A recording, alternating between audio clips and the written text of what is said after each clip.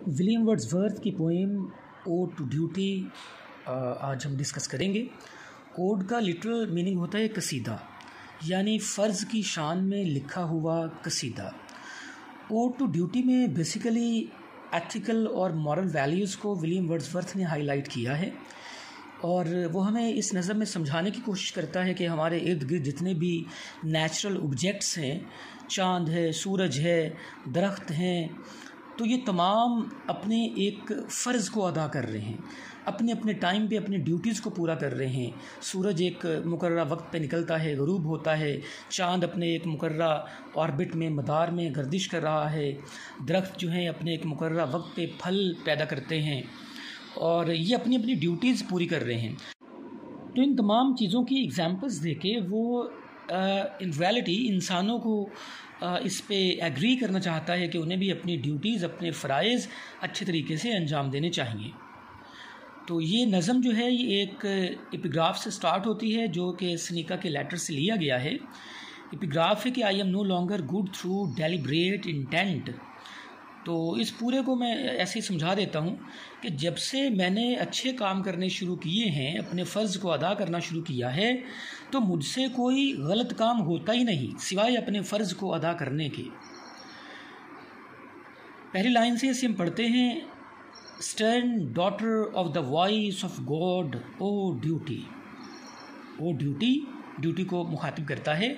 ओ duty ए फ़र्ज़, duty तुम खुदा की आवाज़ की बेटी हो, यानी फ़र्ज़ इंसान के लिए खुदा की आवाज़ की तरह होता है।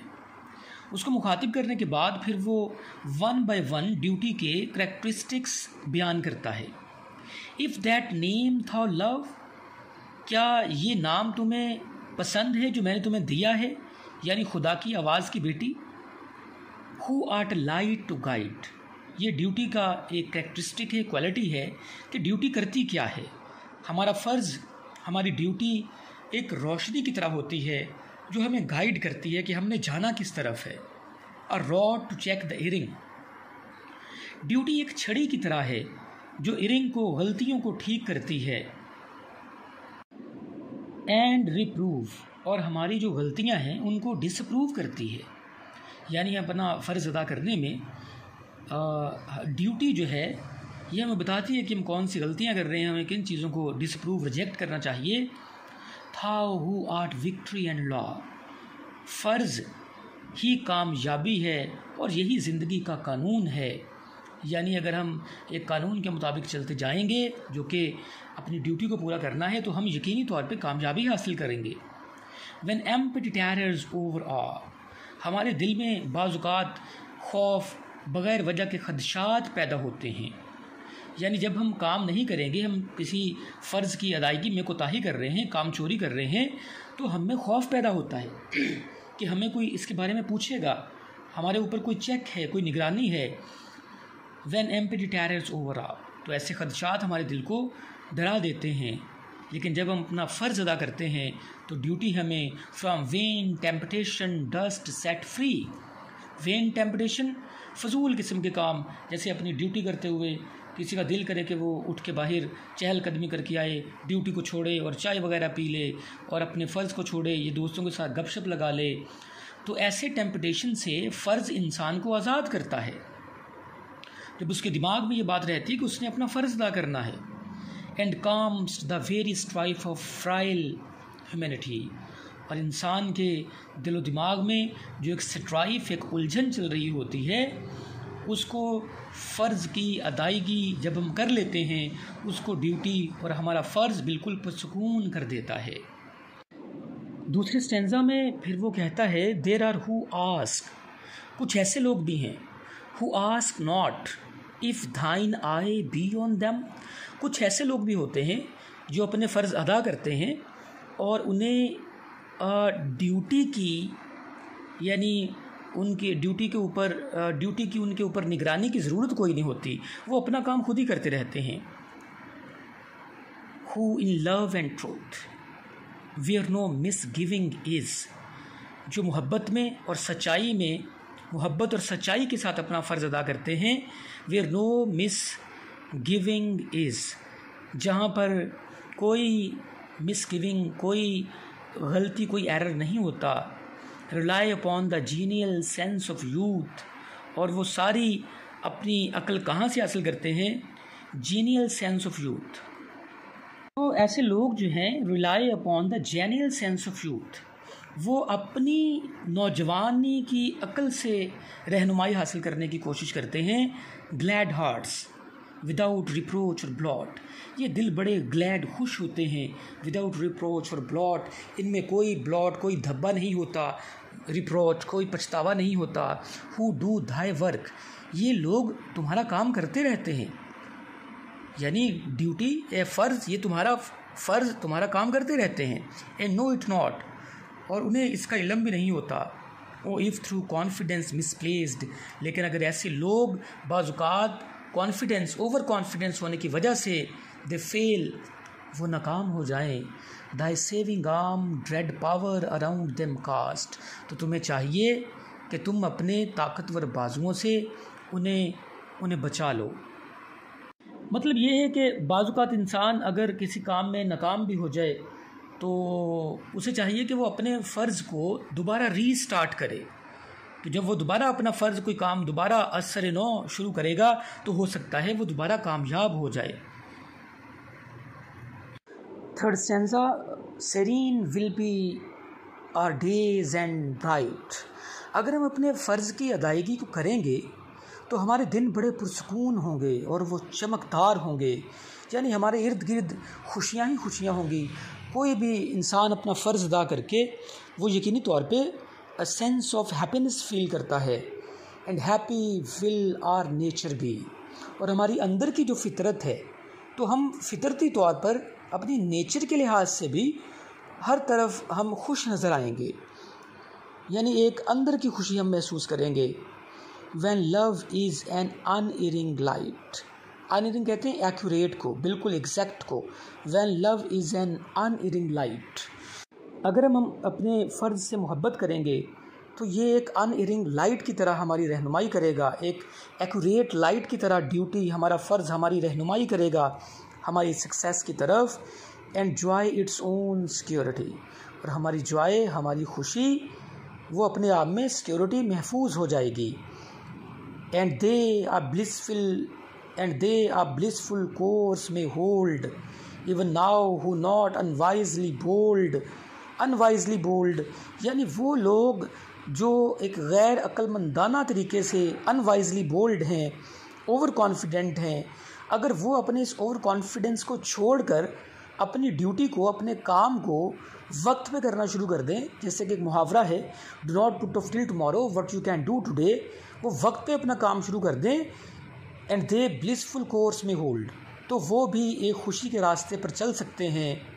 इवन नाउ, ताकि अब भी उनके लिए कोई देर नहीं हुई कि वो अपने आप को दुरुस्त कर लें, अपने तरीक़ों को, तौर तरीक़ों को बेहतर कर लें और अपना काम ठीक तरीके से करना शुरू कर दें और ओवर कॉन्फिडेंस को छोड़ दें। Live in the spirit of this creed, और ना सिर्फ इस ओवर कॉन्फिडेंस को छोड़ दें बल्कि इसी अकीदे के साथ अपनी ज़िंदगी को गुजारें और इसी अकीदे में रहें कि उन्हें अपने फ़राइज़ को पूरा करना है। येट सीक दाई फ्रेंड स्पोर्ट, और वो तुमसे ही अपनी सपोर्ट हासिल करें, फ़र्ज़ से, ड्यूटी से, अकॉर्डिंग टू देयर नीड, अपनी ज़रूरत के मुताबिक। यानी फ़र्ज़ अदा करने वाला वो अपने फ़र्ज़ को मुकम्मल तौर पे अदा करे, और जो वो काम कर रहा है उसी से वो इंस्पायरेशन ले कि उस काम को मुकम्मल करके उसकी ज़िंदगी में कौन सी पॉजिटिव चेंजेस आने वाली हैं। Stanza number 4, I love freedom and untried. अब इस स्टैंज़ा में विलियम वर्ड्सवर्थ एक कन्फेशन हमें दे रहा है। पहले तो वो हमें ऊपर से एक मैसेज देता आ रहा है कि हमें अपनी ड्यूटी को पूरा करना चाहिए। अब यहाँ वो कहता है कि आई लविंग फ्रीडम, कि मैं भी तो आज़ादी से मोहब्बत करता हूँ, एंड अनट्राइड, और मैंने भी ड्यूटी को ट्राई नहीं किया। यानी अगर आप अपनी फ़र्ज़ को अदा करेंगे, ड्यूटी से मोहब्बत करेंगे, तो ज़ाहिर है आपकी आज़ादी ख़त्म हो जाएगी। आई लविंग फ्रीडम एंड अनट्राइड। तो अब वो इस पे थोड़ा पछता रहा है, थोड़ा कन्फेशन अपना दे रहा है कि मैंने भी ड्यूटी को, और ड्यूटी करना होता क्या है, उसको ट्राई नहीं किया। No sport of every random gust, लेकिन वो एक बात कहता है कि no sport of every random gust, random होता है बेतरतीब, गस्ट हवा का झोंका, लेकिन वो कहता है कि मैंने भी हर बेतरतीब हवा के झोंके को इन्जॉय नहीं किया, उससे लुत्फ़अंदोज़ नहीं हुआ। यानी मैंने इतनी भी अपने जो फ्राइज़ थे उनसे इग्नोरेंस नहीं बरती, अगरचे इग्नोरेंस बरती है, yet being to myself a guide, मैं अपने लिए खुद ही रोशनी रहा हूँ, यानी मैं अपना टीचर खुद ही रहा हूँ, अपने आप को खुद ही मैंने सिखाया है। Too blindly have reposed my trust, और मैंने अपने ऊपर ही ज़्यादा एतमाद किया है, ओवर कॉन्फिडेंट रहा हूँ।